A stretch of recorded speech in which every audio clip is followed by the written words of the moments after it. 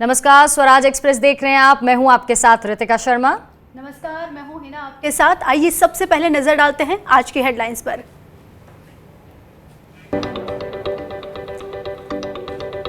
कोझिकोड विमान हादसे में 2 पायलट समेत 18 की मौत, 149 घायल यात्रियों का इलाज जारी।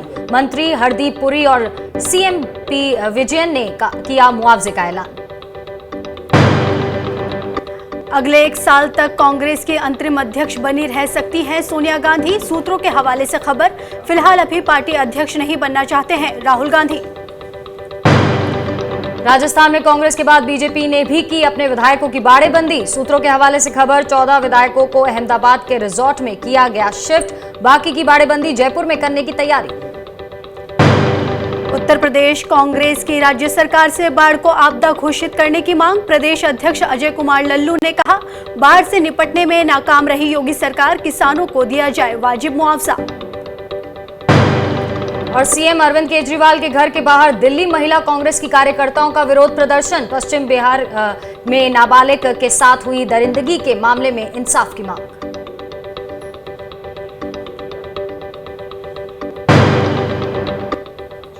बॉलीवुड एक्टर सुशांत सिंह राजपूत केस में लगातार कई पेच सामने आ रहे हैं। प्रवर्तन निदेशालय ने इस मामले में शिकंजा कस दिया है। वहीं सुशांत सिंह राजपूत और इस केस से जुड़े कई लोगों के बयान दर्ज किए जा चुके हैं।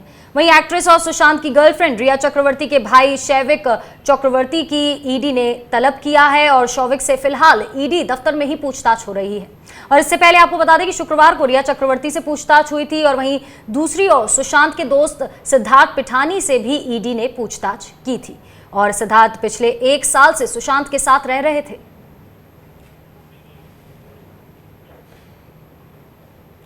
एक्टर सुशांत सिंह राजपूत केस में महाराष्ट्र सरकार ने सुप्रीम कोर्ट में अपना जवाब दाखिल कर दिया है। महाराष्ट्र सरकार ने एक्ट्रेस रिया चक्रवर्ती की याचिका पर अपना जवाब दाखिल किया है। कोर्ट में महाराष्ट्र सरकार ने सीबीआई जांच का विरोध किया है। सीलबंद लिफाफे में दाखिल किए गए जवाब में महाराष्ट्र सरकार ने सुशांत सिंह राजपूत मौत की जांच की प्रगति रिपोर्ट भी दाखिल की है। उद्धव सरकार ने कोर्ट में बिहार सरकार पर आरोप लगाए हैं। महाराष्ट्र सरकार ने कहा है कि इस मामले में बिहार सरकार ने नियमों के खिलाफ जाकर काम किया है।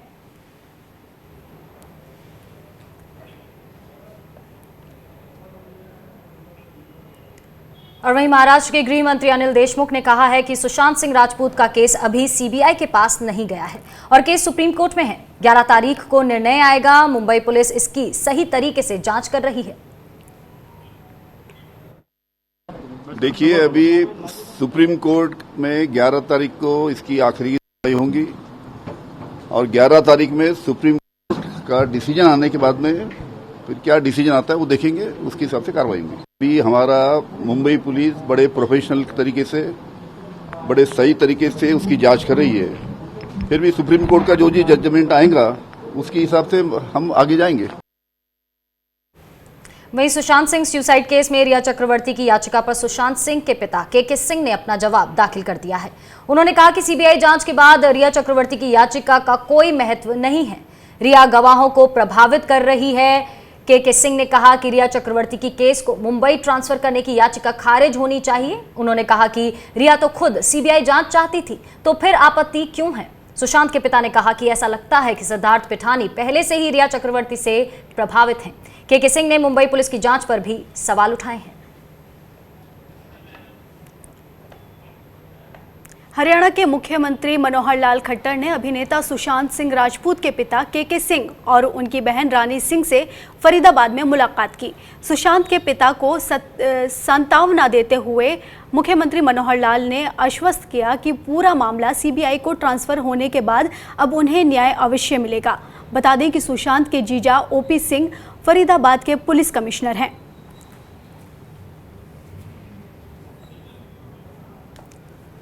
बढ़ते हैं आगे। राजस्थान के पूर्व बसपा के 6 विधायकों ने सुप्रीम कोर्ट में याचिका दाखिल कर राजस्थान हाईकोर्ट में लंबित मामले को सुप्रीम कोर्ट ट्रांसफर करने की मांग की है। राजस्थान हाई कोर्ट में 11 अगस्त को होगी इस मामले की सुनवाई। और वहीं बीजेपी विधायक दिलावर सिंह और बसपा ने राजस्थान हाई कोर्ट में याचिका दाखिल कर बसपा के 6 विधायकों का कांग्रेस में विलय असंवैधानिक बताया है। ज्यादा जानकारी के लिए जुड़ते हैं हमारे संवाददाता गोपाल कृष्ण से। तो गोपाल, यहाँ बीएसपी से कांग्रेस में शामिल होने वाले 6 विधायकों ने अब सुप्रीम कोर्ट का दरवाजा खटखटाया। सबसे पहले तो यही जानना चाहेंगे, याचिका में क्या कुछ कहा गया है? देखिए रितिका, याचिका में कहा गया कि हाई कोर्ट से उम्मीद नहीं है कि उन्हें इस मामले में किसी प्रकार की कोई राहत मिलेगी, इसलिए सुप्रीम कोर्ट इस मामले में सीधे हस्तक्षेप करे और सुप्रीम कोर्ट इस मामले को देखे, क्योंकि सुप्रीम कोर्ट ने इससे पहले कई ऐसे इस तरीके के मामले सामने आए हैं जिसमें सुप्रीम कोर्ट ने फैसला पहले दे रखा है। इसीलिए सुप्रीम कोर्ट को इस मामले में सुनवाई करनी चाहिए और यह याचिका पूर्व additional solicitor general Indira Jaising के माध्यम से बीएसपी के 6 विधायकों ने सुप्रीम कोर्ट में दाखिल किया और कहा है कि कांग्रेस में जो विलय की बात कही जा रही है वह असंवैधानिक है, गलत है। इस तरीके से विलय नहीं हो सकते हैं, क्योंकि जो 6 विधायक हैं वो बीएसपी की टिकट पर वो चुनाव लड़े थे और जब तक वो बीएसपी नहीं रिजाइन कर देते हैं या बीएसपी पार्टी से नहीं निकाल देती है तब तक उन्हें विलय नहीं माना जाएगा, इसलिए असंवैधानिक है। यार जी गोपाल, यही जानना चाहेंगे आपसे कि क्या ये याचिका एक्सेप्ट कर ली गई है सुप्रीम कोर्ट की तरफ से, क्योंकि 11 अगस्त को इस मामले पर हाई कोर्ट में सुनवाई है, तो कहीं ना कहीं इसका असर क्या इस हाई कोर्ट की सुनवाई और उसके फैसले पर पड़ सकता है? देखिए, याचिका स्वीकार कर ली गई है, रजिस्ट्री ने याचिका को स्वीकार कर लिया गया है कि, लेकिन रजिस्ट्रार को अभी तय करना है कि इस याचिका पर कब सुनवाई के लिए तारीख तय की जाए, क्योंकि रजिस्ट्रार ही तय करते हैं कि किस बेंच में इस मामले की सुनवाई हो और किस दिन हो। लेकिन जहां तक हाई कोर्ट में सुनवाई का सवाल है तो उस पर कोई असर नहीं पड़ेगा, क्योंकि इससे पहले भी इस तरीके की केस आए हैं, लेकिन सुप्रीम कोर्ट ने कहा है कि हाई कोर्ट का फैसला आने दीजिए, उसके बाद उस फैसले के बाद हम सुनवाई करेंगे। जी शुक्रिया गोपाल, तमाम जानकारी हम तक पहुंचाने के लिए। राजस्थान के पुलिस महानिदेशक भूपेंद्र सिंह ने जैसलमेर के सूर्यागढ़ पैलेस में ठहरे आधा दर्जन विधायकों के फोन टैपिंग की अफवाह फैलाने के संबंध में साइबर थाने में दर्ज मामले की जांच पर नियम अनुसार कार्रवाई करने के आदेश दिए हैं। पुलिस महानिदेशक ने जयपुर पुलिस कमिश्नर आनंद श्रीवास्तव को इस संबंध में तत्काल जांच की कार्रवाई पूरी करने के निर्देश दिए हैं। पुलिस महानिदेशक ने ये स्पष्ट किया है कि राजस्थान पुलिस की किसी भी यूनिट ने किसी भी विधायक या सांसद की टैपिंग ना तो पहले की और ना ही अब की जा रही है। उन्होंने कहा कि इंटरकॉम से हुई बातचीत को रिकॉर्ड करने का आरोप भी मिथ्या या काल्पनिक है। उन्होंने कहा कि राजस्थान पुलिस अपराध रोकने का काम करती है, अवैध रूप से टैपिंग नहीं करती। बता दें कि सोशल मीडिया पर इस तरह की अफवाह उड़ाई जा रही है कि जैसलमेर के सूर्यागढ़ पैलेस में ठहरे आधा दर्जन विधायकों के फोन अवैध तरीके से टैप किए जा रहे हैं।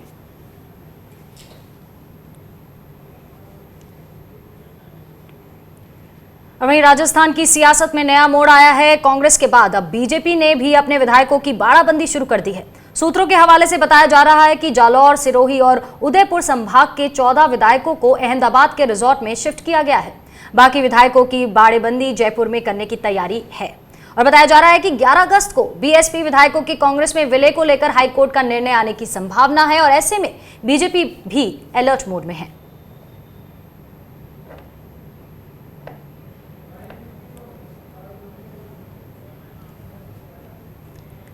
आपको बताते हैं कि बीजेपी ने अपने किन किन विधायकों को गुजरात भेजा है। गुजरात भेजे जाने वाले विधायकों में आदिवासी, दलित और अनुसूचित जनजाति वर्ग विधायक शामिल हैं।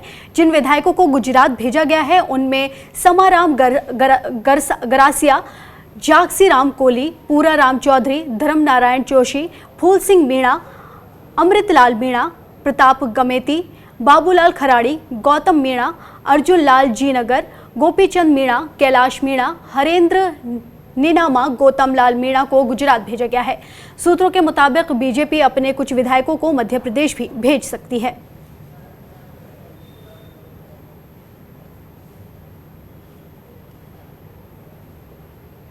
वहीं आपको बता दें कि बीजेपी विधायकों की बाड़ाबंदी पर पार्टी के प्रदेश अध्यक्ष सतीश पुनिया, नेता प्रतिपक्ष गुलाब चंद कटारिया और उपनेता राजेंद्र राठौर लगातार निगरानी बनाए हुए हैं। वो कत्ल भी करते हैं तो चर्चा नहीं होता, हम आह भी भरते हैं तो हो जाते हैं बदनाम। पिछले 6 महीने से वो सरकार में है, सत्ता में है और बाड़े में बंद है। तो बाड़ाबंदी का शब्द जो है उसकी आविष्कारक कांग्रेस पार्टी और उन पर सूट करता है। बीजेपी के लोग 12 लोग या जिले के लोग अपने घूमने कहीं चले गए और वो इतना बड़ा मुद्दा हो गया। और मुझे इस बात का पहले से संज्ञान था, लेकिन केवल मीडिया में चर्चा से बचने के लिए मैं अपने लोगों को कांग्रेस जिस तरीके से प्रताड़ित करने की कोशिश कर रही है, उनकी प्रताड़ना का शिकार होने के लिए कैसे छोड़ दूं। इसलिए वो गए हैं। हमें जल्दी 2 दिन 5 दिन में विधायक दल की जब बैठक बुलाएंगे, सब लोग आएंगे। देखिए, जैसी जरूरत लगेगी, जो इनपुट मिलेगा या जिनको उन लोगों ने टारगेट किया होगा, जिनके बारे में अफवाह फैलाएंगे, कोई दिक्कत नहीं। मैं मीडिया की ट्रायल के लिए तैयार हूं कि 4 खबरें छपेंगी कि बीजेपी ने बाड़ाबंदी कर ली या बाहर क्यों चले गए। मैं सब फेस करने के लिए तैयार हूं, लेकिन अपने लोगों को कांग्रेस की प्रताड़ना का शिकार नहीं होने दूंगा। एक एक बात का खुलासा, इस बात का मीडिया गवाह होगा, एक एक बात का किस व्यक्ति को किस समय क्या कहा गया, ये इस विधानसभा सत्र के बाद खुलासा करूंगा। लेकिन इसमें दो राय नहीं है कि उन्होंने एसओजी का, एसीबी का, पुलिस पूरे महकमे का जिस तरीके से दुरुपयोग किया है, राजस्थान में इस तरीके से पुलिस का दुरुपयोग आज तक किसी भी राजनीतिक सत्ता ने नहीं किया है। ये तो पुलिस अधिकारियों को सोचना है कि उनका विवेक कैसे काम करता है, ये भी समय आने पर उजागर हो जाएगा। लेकिन पुलिस एक तरीके से अशोक गहलोत की एजेंट बन के काम कर रही है। एक बीजेपी के 6 विधायकों को जयपुर एयरपोर्ट तक छोड़ने विधायक अशोक लाहौटी ने स्वराज एक्सप्रेस से बात करते हुए कहा कि कांग्रेस के कई नेता और स्थानीय पुलिस उनकी पार्टी के विधायकों पर लगातार दबाव बना रहे हैं। अशोक लाहौटी से बात की हमारे संवाददाता राम स्वरूप लामरोड ने। का आरोप था कि कांग्रेस ने बाड़ाबंदी कर रखी है, लेकिन अब भाजपा के जो विधायक हैं वो भी गुजरात में एकजुट होने लगे हैं। मेरे साथ में अशोक लाहौटी है, सांगानेर से विधायक। अशोक जी, क्या जरूरत पड़ी अब आप लोगों को? कोई, मैं बार बार कह रहा हूँ, कोई बाड़ेबंदी नहीं है। केवल कुछ विधायकों को कांग्रेस के लोग परेशान कर रहे हैं, उनके घर पुलिस जा रही है, इसलिए वो स्वयं बचने के लिए कि इस रामायण से, इस रंबाद से हम दूर हों और कुछ दिनों के लिए घूमने जा रहे हैं। कहाँ कहाँ दिक्कत है? आप कह रहे हो कि कुछ लोगों को धमकाया गया है। 5-6 विधायक अभी गए हैं, उनका है, जैसे जबर सिंह जी के यहाँ, गोपीचंद जी मीणा के यहाँ, धर्मेंद्र मोची के यहाँ पे, ये से 4-5 विधायक। परेशान किया? कैसे परेशान किया? वहाँ की पुलिस गई है, कांग्रेस के नेता गए हैं, स्थानीय नेता गए हैं घर पे, इसलिए वो चले गए। क्या प्रलोभन दिया, लालच दिया, क्या दिया? वो तो वो बताएंगे क्या है। तो नहीं, अब आप नहीं जा रहे वहाँ पे? नहीं, मैं नहीं जा, मैं तो गाड़ी में बैठ रहा हूँ। कितने दिन के लिए वो गए? ये तो वही बताएंगे। ये बताओ कि कानूनी, आप कानूनी मदद क्यों नहीं ले रहे? कानूनी मुकदमा कराइए, वो वही बताएंगे ना। पार्टी के आप छोड़ना है तो वो बताएंगे कि वो क्या करना चाह रहे हैं, क्यों जा रहे हैं। तो ये अशोक लाहौटी जी हैं, इनका कहना है कि इनके जो विधायक गुजरात गए हैं ये बाड़ाबंदी नहीं है। कांग्रेस के जो कुछ नेता हैं, स्थानीय पुलिस है, उन्हें घर जाकर परेशान कर रही है। इस लिहाज से जो है कुछ विधायकों को गुजरात और अहमदाबाद में वहाँ पर भेजा गया है। लेकिन ये साफ तौर पे अभी भी इनकार कर रहे हैं। जो बाड़ेबंदी की जा रही है, 14 से ज़्यादा विधायक, यानी कि करीब 1.5 दर्जन विधायक जो है गुजरात पहुँचे हैं, उसके बावजूद भी इनका कहना है कि ये बाड़ेबंदी नहीं है, ये तो घूमने के लिए गए हैं और कुछ लोगों को परेशान किया जा रहा है, इसलिए उन्हें गुजरात भेजा गया है। कैमरा पर्सन अभिजीत शर्मा के साथ राम स्वरूप, स्वराज एक्सप्रेस। वहीं विधायकों की खरीद फरोख्त मामले में फंसे दलाल संजय जैन की मुश्किलें बढ़ती जा रही हैं। एंटी करप्शन ब्यूरो ने दलाल संजय जैन के कई ठिकानों पर छापेमारी की है, जिसमें लूणकरणसर स्थित उसका घर भी शामिल है। बताया जा रहा है कि संजय के लूणकरणसर स्थित घर पर कोई नहीं था और इस पर एसीबी टीम ने पड़ोसियों से चाबी लेकर घर का ताला तोड़ा।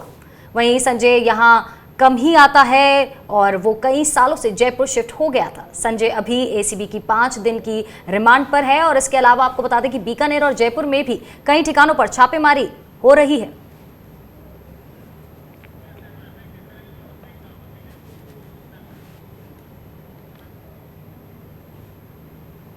चलिए, फिलहाल वक्त है एक ब्रेक का, आप बने रहिए हमारे साथ।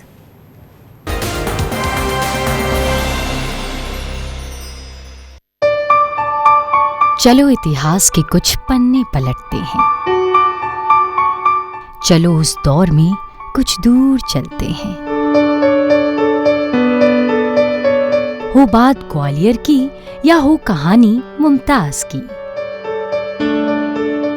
बेगम नवाब की झलकियां या हो बात काले ताज की,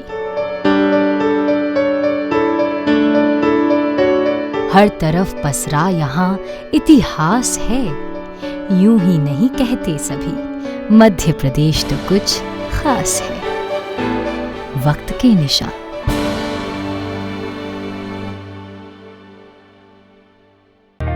सपने सच तब होंगे जब आप सपने दिखना शुरू करेंगे। ये शब्द हैं उस शख्सियत के जिसके सपनों ने दी इस देश को एक नई उड़ान, डॉक्टर APJ अब्दुल कलाम। और ऐसे ही हर स्टूडेंट के सपने पूरे करेंगे हम, under best guidance of expert faculty team. Admission open in science and technology, humanities, social science, arts and sports. Doctor APJ Abdul Kalam university, Indore. For the details, contact 180030026072। Stream कोई भी हो, बेस्ट करियर ऑप्शन के लिए है Bhabha university. Best faculty, world class infrastructure, scholarships, high tech labs, 27 acre of lush green campus, hostel facility, admissions open for engineering, pharmacy, dental, computer application, management and agriculture. Bhabha university at Hoshangabad road, Bhopal. Call 9165025500।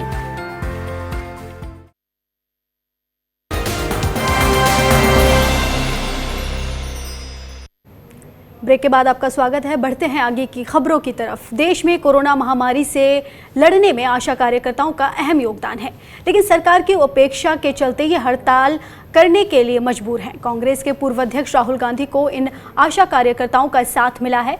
Rahul Gandhi ने केंद्र सरकार पर बड़ा हमला बोला है। उन्होंने tweet करके कहा है कि आशा कार्यकर्ता देश भर में घर घर तक स्वास्थ्य सुरक्षा पहुंचाती हैं।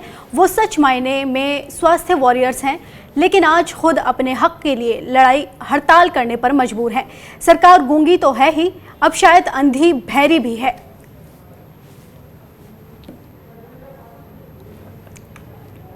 तो कोरोना महामारी में जब हर तरफ लॉकडाउन था, उस वक्त एक्रेडिटेड सोशल हेल्थ एक्टिविस्ट यानी आशा वर्कर्स ने गांव शहरों में कोरोना से संक्रमित मरीजों को ट्रैक करने में अहम भूमिका निभाई। अब करीब 6 लाख आशा वर्कर्स अपनी कई मांगों को लेकर 2 दिन की हड़ताल पर हैं। आशा वर्कर्स की मांग है कि उन्हें बेहतर और वक्त पर वेतन मिले, कानूनी रूप से न्यूनतम मजदूरी निश्चित हो, ताकि वे दूर इलाकों में जाकर अधिकारियों की मदद का काम जारी रख सकें। आशा कार्यकर्ताओं से जुड़े संगठन की मांग है कि उन्हें सुरक्षा बीमा और जोखिम भत्ता जैसी सुविधाएं भी दी जाए।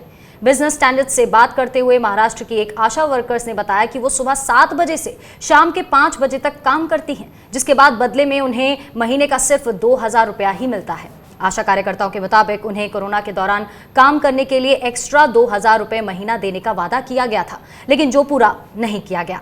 इस हड़ताल के लिए 10 केंद्रीय ट्रेड यूनियनों से जुड़ा मंच भी साथ आया है। इंटक, AITUC, C2 जैसी कई केंद्रीय ट्रेड यूनियनों से जुड़े संगठन भी हड़ताल में शामिल हैं।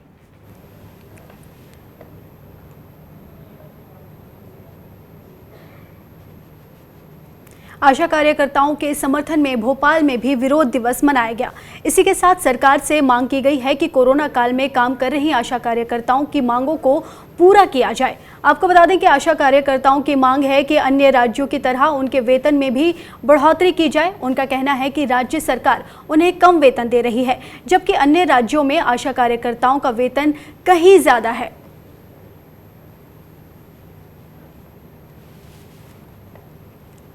और वहीं भोपाल में आशा कार्यकर्ताओं ने अपनी मांगों को लेकर मध्य प्रदेश के मुख्यमंत्री शिवराज सिंह चौहान को खत लिखा है और न्यूनतम वेतन बढ़ाने की मांग की है। इसके साथ ही आशा कार्यकर्ताओं ने सीएम को उनका वो वादा भी याद दिलाया जिसमें शिवराज सिंह चौहान ने ये कहा था कि कोरोना आपदा में लगे प्रत्येक कर्मचारी को राज्य सरकार 50 लाख का स्वास्थ्य बीमा और हर महीने 10,000 रुपए प्रोत्साहन राशि देने की बात कही थी।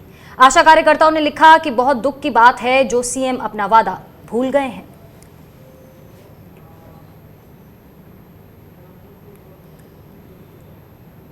छत्तीसगढ़ सरकार ने रायपुर सेंट्रल जेल में कोरोना के फैलाव को रोकने के लिए मुस्तैदी से काम करना शुरू कर दिया है। सरकार ने फैसला लिया है कि अब कैदियों की जांच के बाद ही जेल में दाखिल किया जाएगा। वहीं संसदीय सचिव विकास उपाध्याय अचानक सेंट्रल जेल पहुंचे। उन्होंने वहां का जायजा लेकर व्यवस्था की जानकारी ली और जेल अधिकारियों को आवश्यक निर्देश भी दिए। आपको बता दें कि छत्तीसगढ़ के रायपुर सेंट्रल जेल में कोरोना का असर देखने को मिल रहा है। जेल में मरीजों की संख्या बढ़ने से जेल प्रशासन में हड़कंप मचा हुआ है। जेल में कोरोना के फैलाव को रोकने के लिए जेल प्रशासन ने काम शुरू कर दिया है।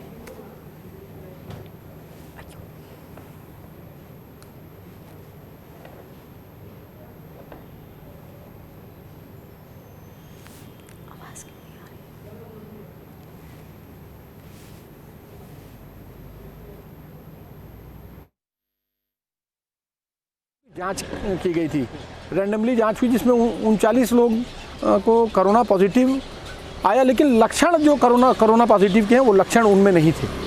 पॉजिटिव जब जांच हुई तो उसमें पॉजिटिव आया और उनकी व्यवस्था को लेकर जेल परिसर में नई जेल बैरक बनाई गई है जिसमें 120 लोगों को रखने की व्यवस्था अलग से की गई है। और वहीं छत्तीसगढ़ के नेता प्रतिपक्ष धर्मलाल कौशिक को कोरोना हो गया है। उन्हें रायपुर एम्स में इलाज के लिए भर्ती कराया गया है। धर्मपाल कौशिक का कहना है कि पिछले 5-6 दिनों में जो लोग भी मेरे संपर्क में आए हों वो लोग अपनी जांच करवा लें। ये जरूरी है, अगर लोगों ने जांच नहीं करवाई तो संक्रमण बढ़ सकता है। आपको बता दें कि धर्मलाल कौशिक स्वास्थ्य खराब होने के चलते आज बीजेपी विधायक दल की बैठक में भी शामिल नहीं हुए थे। वहीं धर्मलाल कौशिक से पहले पूर्व बीजेपी प्रदेश अध्यक्ष विक्रम उसेंडी और गौरीशंकर अग्रवाल भी कोरोना पॉजिटिव पाए गए थे।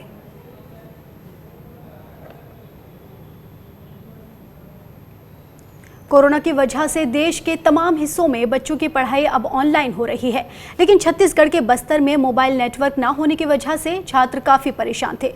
लेकिन ऐसे वक्त में वहां लाउड स्पीकर कमाल कर रहा है। आमचो बस्तर रेडियो लाउड स्पीकर से यहां पढ़ाई हो रही है। सबसे पहले भाटपाल ग्राम पंचायत में इसकी शुरुआत हुई है।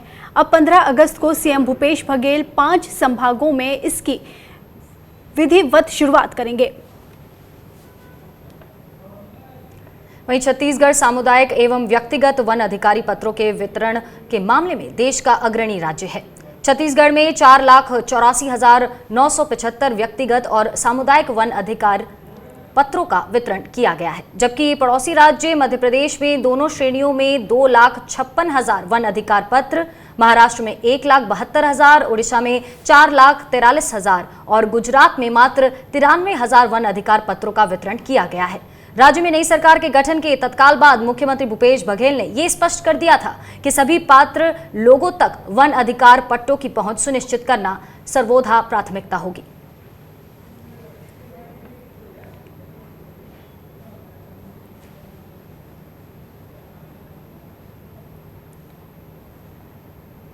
वहीं राजस्थान के जालौर में पुलिस को एक कामयाबी हाथ लगी है। यहां पुलिस ने नाकाबंदी के दौरान एक कार से करीब 40 लाख रुपए बरामद किए हैं और बताया जा रहा है कि रानीवाड़ा भीनमाल सड़क मार्ग पर नाकाबंदी के दौरान भीनमाल की तरफ से आ रही एक कार पुलिस के रोकने का इशारा किया और वहीं लेकिन चालक कार को तेजी से लेकर भागने लगा और जिस पर पुलिस ने पीछा कर कार को कस्बे के रेलवे क्रॉसिंग पर पकड़ लिया। तलाशी लेने पर पुलिस को कार में एक प्लास्टिक के कट्टे से 40 लाख रुपए बरामद हुए। पुलिस ने पैसों को जब्त कर चालक को गिरफ्तार कर लिया है, जिससे पुलिस की पूछताछ जारी है। वहीं इस मामले की जानकारी ईडी और इनकम टैक्स विभाग को दे दी गई है। गाड़ी भीनमाल की तरफ से आई, उस गाड़ी को रुकवाने का इशारा किया तो गाड़ी रोकी नहीं, जिसपे उन्होंने पीछा करके रानीवाड़ा कस्बे में गाड़ी को रुकवाया और उस गाड़ी में सवार पाडू खां जो सांगाना थाना सायला का रहने वाला है, तो उससे पूछताछ की और गाड़ी की तलाशी ली तो उस गाड़ी के अंदर 40 लाख रुपए कैश मिले हैं और उन पैसों के बारे में पाडू खां किसी प्रकार का संतोषप्रद जवाब नहीं दे पाया, जिस पर पाडू खां को 151 में गिरफ्तार किया। चलिए फिलहाल इस बुलेटिन में इतना ही। आप बने रहिए स्वराज एक्सप्रेस के साथ। नमस्कार।